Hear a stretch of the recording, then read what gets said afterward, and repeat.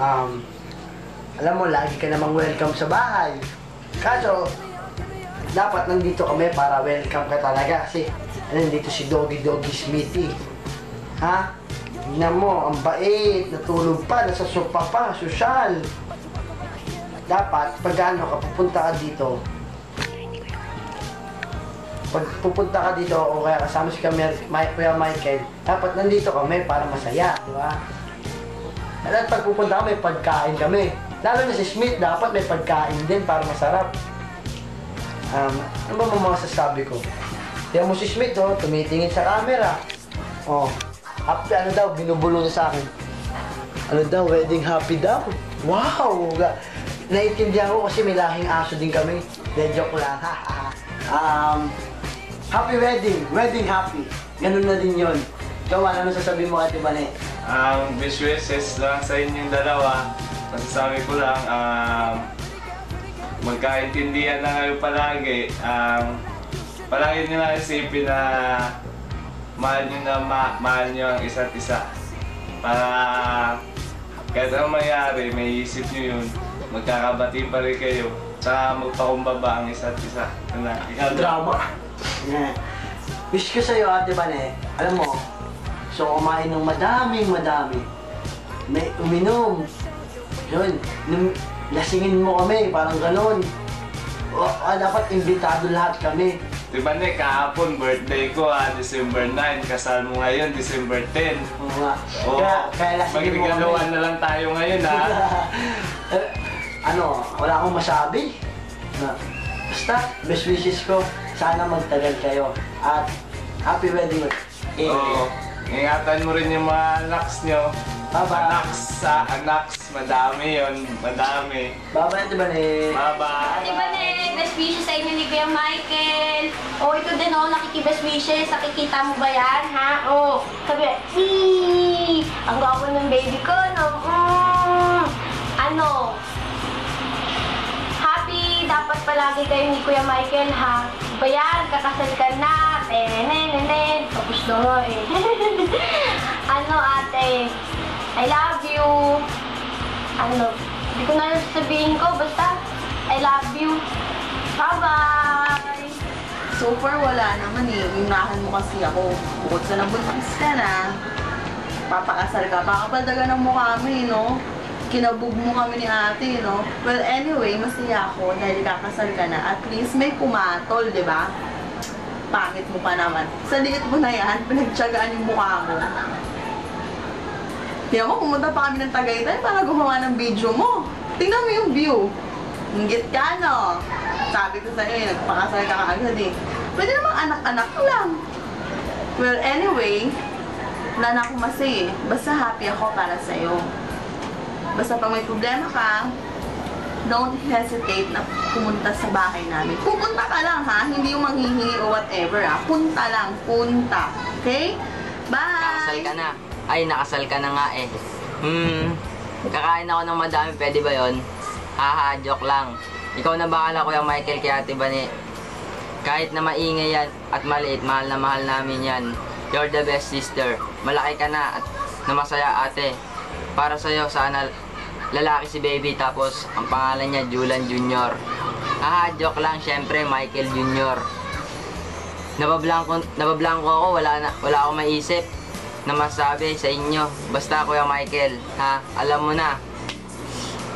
Ingatan mo si ate ko. Congrats and God bless. I love you and Mama Susu. Magiging ni tita na ako. Kaming dalawa ni ate Janina to si kuya. Magiging tito na. I love you. Kuya Michael, ikaw na bahala kay ate Bane, ah. Pakis nga.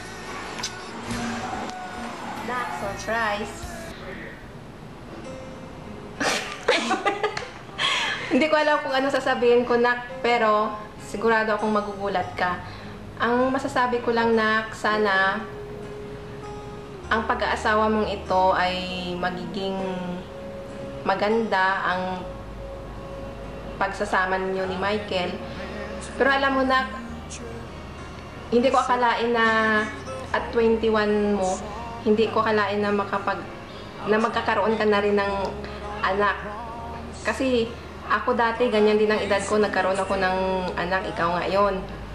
Tapos, ngayon di ko kalain na ikaw lang dati karga ko, hila-hila kita habang naglalakad kita. Pero ngayon, darating ang panahon na ikaw magkakaanak ka na rin, ikaw na rin ang may kakargahing baby. Ako lang mag-isa ngayon, nak. Sana dalawa kami ni tatay mo magsasalita ngayon. Kaso lang, sinasabihan ko si tatay mo, ayaw niya magsalita. Alam mo naman yun. Hindi pa nakapagsalita, maiiyak na. Ang masasabi ko lang sa iyo, nak, best wishes, sana pag nagkaroon ka ng anak, marunong ka mag-alaga, at huwag kang pasaway kay Michael, ha? Kasi minsan, may pagkapasaway ka rin, tulad sa akin, minsan, pag sinasabihan kita, minsan may time na hindi ka nakikinig, lumalabas yung gusto mo. Tapos, sana pag nagsama na kayo ni Michael, huwag kang masyadong pabaya sa sarili mo, lalong-lalo na sa magiging anak nyo ni Michael. Ako, medyo naiiyak na ako ng konti, ah. May sabihin pala ko sa inyo ni Michael na dalawa na pag nagsama na kayo, kung ano mang kunting tampuhan, huwag nyo nang hintayin na lalaki pa. Mag-usap kayo kaagad. Tapos, ang masasabi ko lang, ito galing kay tatay mo, ha. Ayaw na kasi magsalita na mahal ka daw niya. Siyempre ako, mahal din kita, siyempre. Pareho lang kami ni tatay mo. Mga kapatid mo. Mamimiss ka talaga namin, na siyempre. Pag mag-asawa ka na, nahiyak na talaga ako. Hindi talaga maaari na magsama na kayo ni Michael. Siyempre, may plano din kayo ba ng araw na kung saan kayo titira, di ba? Siyempre, punta ka na lang sa amin, halagaan ko na lang yung baby mo. Siyempre, first up po namin yan ni tatay mo. Pero pag nagalaka na, huwag ka muna ulit mag-anak kasi mahirap yung buhay ngayon. Plano-plano din. Michael, pinapaubaya ko na sa'yo si Vanessa. Mahal na mahal namin yung anak namin, Michael. Sana mahalin mo rin siya. Saka yung kunting tampuhan, alam mo na yun kung anong ibig kong sabihin. Pag mag-away, di ba, alam mo na yun. Ang babae, minamahala. Joke lang. Basta yan lang masasabi ko sa'yo. Pag nasa bahay ka, alam mo naman, Michael, kami sa bahay, medyo kunting magulo kami kasi siyempre yung mga kapatid ni Vanessa magkulit. Siguro naman pag nandun ka sa bahay, naintindihan mo naman kami, no? Tapos, pag nandun ka sa bahay, huwag kang mahiya. Siyempre, parang anak na rin kita kasi magiging asawa ka na rin ng anak ko. Tapos, basta yan lang masasabi ko, best wishes.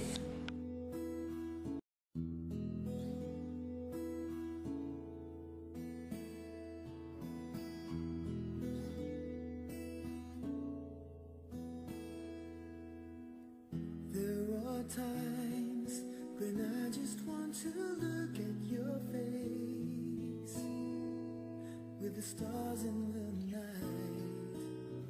There are times when I just want to feel your embrace.